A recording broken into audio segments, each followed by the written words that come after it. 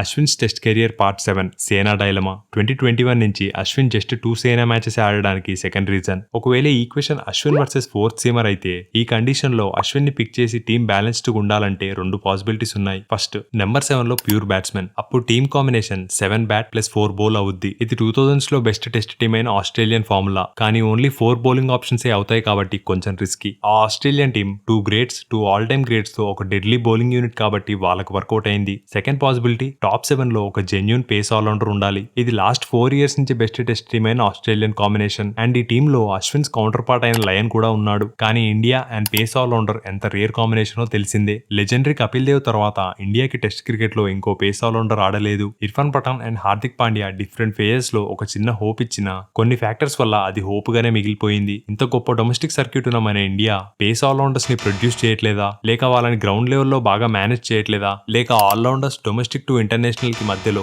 కొన్ని external factors వల్ల ఆగిపోతున్నారా అనేది క్వశ్చన్. ఇన్నేళ్ల నుంచి ఒక పేస్ ఆల్రౌండర్ ని ఫైండ్ చేయలేని మన మేనేజ్మెంట్ ఫెయిల్యూర్ వల్ల, మన బ్యాటింగ్ డౌన్ఫాల్ వల్ల, సిచ్యువేషన్స్ వల్ల, ఇలా కారణం ఏదైనా one of the greatest test cricketer అయిన అశ్విన్ ని, తన ఇంపాక్ట్ ని, తన మ్యాచ్ విన్నింగ్ ఎబిలిటీని అవే మ్యాచెస్ లో అయితే ఖచ్చితంగా మిస్ అయ్యాం.